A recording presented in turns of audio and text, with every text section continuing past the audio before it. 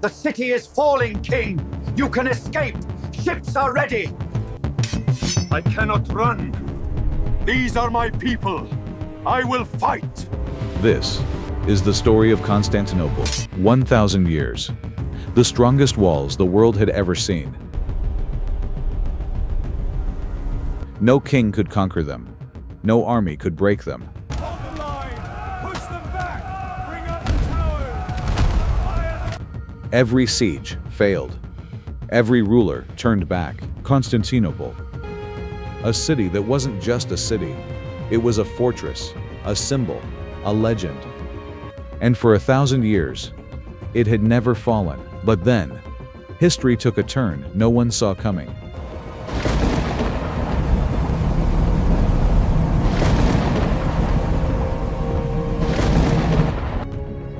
A 21-year-old rose and did what centuries had called impossible. But this story isn't just about war. It's about a prophecy. Hundreds of years earlier, during the Battle of the Trench, The sun is setting. the prophet, peace be upon him, said, "You will conquer Constantinople. What a magnificent conquest it will be, and what an extraordinary army will achieve it." Those words echoed through centuries. Every Muslim ruler who heard them felt the weight. Each one dreamed of being the one. Each one tried. Each one failed.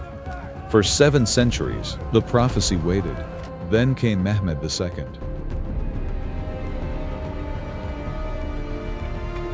Before the conquest, understand the world that made it possible. The Turks. A small, forgotten tribe from the steppes of Central Asia. The endless flatlands of what is today Kazakhstan and Uzbekistan. A people who lived on the edges of history, whom no empire took seriously, whom no historian thought worth writing about. Then Islam reached them, and everything changed. These were not the same people anymore. They had a faith, a purpose, a direction. And slowly, tribe by tribe, they embraced Islam. And slowly, those who had lived at the world's edge began moving toward its center. These were the people who would build the Seljuk Empire. Stay in formation! These were the people who would conquer Anatolia. Remember our purpose! And from one small principality, a chief named Osman, with barely a few hundred men, Our brothers stand united! they would lay the foundation of the Ottoman Empire. One of history's greatest empires, born from almost nothing.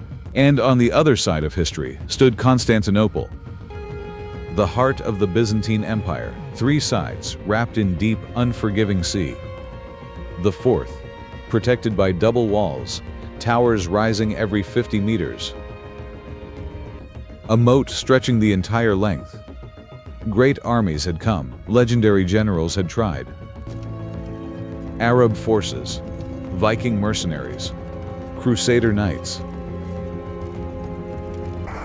Every time the city held, every time the attackers went home. Inside the city, life went on. Markets buzzed with traders from every corner of the world. Finest silks from the east. Come closer, see the quality. Spices, fresh spices here. Best price for saffron.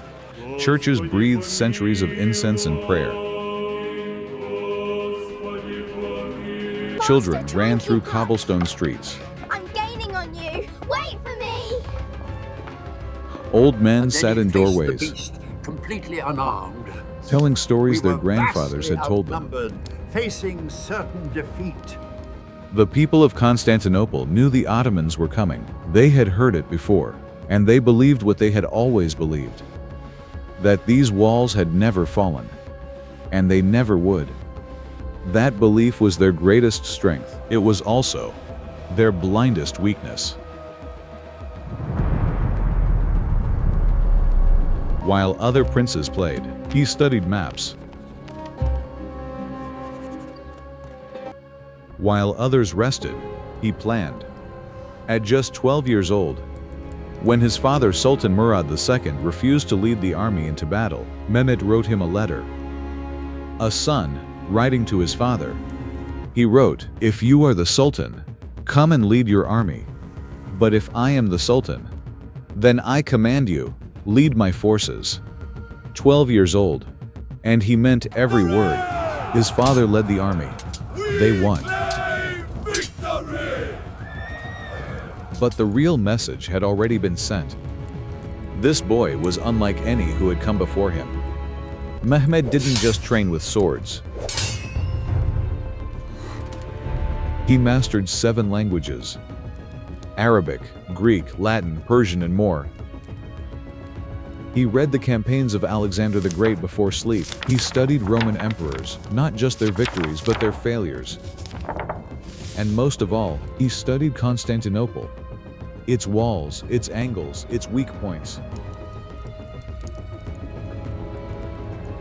He asked why every army before him had failed. He asked what they hadn't thought of. And then, he thought of it. This was a man who closed every door to defeat before he ever stepped onto the battlefield. At 21, he became Sultan. People whispered that he was too young, too inexperienced, too untested. They had no idea what was coming. The Ottoman army descended on Constantinople, between 80,000 and the army of 2 lakh soldiers, over 70 cannons, nearly 320 ships. Mehmed had commissioned the largest cannons ever built. Cannons so enormous they had to be transported in pieces and assembled on the battlefield. Cannons that didn't just hit walls, they made the ground shake.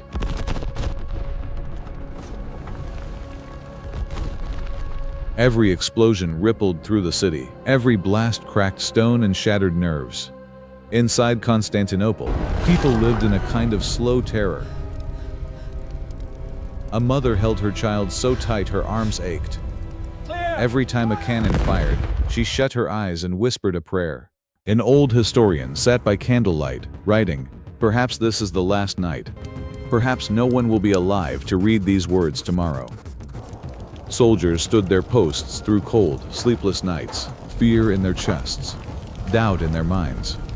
But they did not leave, because this city was not just their home. It was who they were.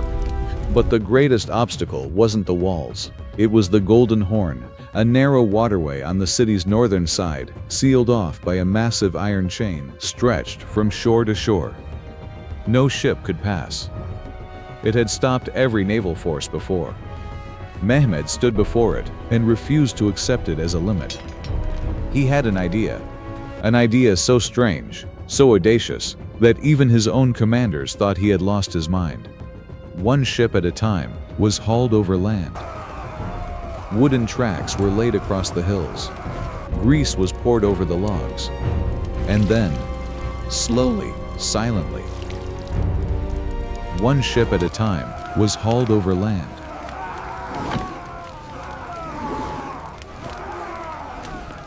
No drums, no battle cries, only the low groan of wood under weight, the heavy breathing of men straining in the dark. Hands bleeding, shoulders burning. One soldier later wrote that with every step, he thought only one thing, that by morning, the world would be different. He was right. When the sun rose, Byzantine commanders looked toward the Golden Horn. Ottoman ships, already inside, already in position, already waiting. The ground beneath their feet seemed to disappear. Now attacks came from every direction. Cannons roared. Ladders hit the walls. Soldiers poured forward. Takbir tore through the sky. And in the middle of it all, Byzantine Emperor Constantine was told the city was falling. He was offered escape. The city is falling, King! You can escape! Ships are ready! Ships were ready. A path was clear. He refused. He removed his royal robes. He picked up a sword, and he walked to the front line to fight beside his men. I cannot run. These are my people. I will fight. He would not return. The walls that had held for 1,000 years began to give way. Ottoman soldiers flooded through, and the city that had never fallen fell. The city is surrounded! Nobody will be hurt! The fall of Constantinople, May 29th, 1453. 57 days after the siege began, history had broken in two. Before this moment, and after it, Mehmed's first act after the conquest was not a celebration. He searched for a grave. A companion of the Prophet, peace be upon him, Abu Ayyub Ansari, Raziallah anhu, had died near the city during the very first Muslim siege of Constantinople, centuries before. His grave had been lost to time. Mehmed found it, and he built a mosque on that spot. Build a mosque here. Keep working hard! It was a message. This conquest was not only military. It was the fulfillment of something sacred, a prophecy, a promise, a destiny. He gave himself a new title, Caesar of Rome, the heir to an empire that had shaped the ancient world. Constantinople became his capital. He built the Topkapi Palace. Keep lifting! Careful with that beam! He raised the Fatih Mosque. He invited Muslim scholars, The celestial spheres align, dictating a path of enlightenment. Italian discovery. painters, Yes, and Greek the thinkers, astronauts all into the truly same is court. A sultan of conquest and of civilization. The ripples of that conquest reached far beyond his walls. We will teach you the knowledge of the world. Byzantine scholars who fled the city carried ancient Greek knowledge into Europe. Knowledge that would help ignite the Renaissance. Science, philosophy, art, all accelerated. The modern world began taking shape. The Ottoman Empire became the world's greatest superpower. 3 continents, 7 seas, 623 years of rule. All of it began here. This is the story of Constantinople.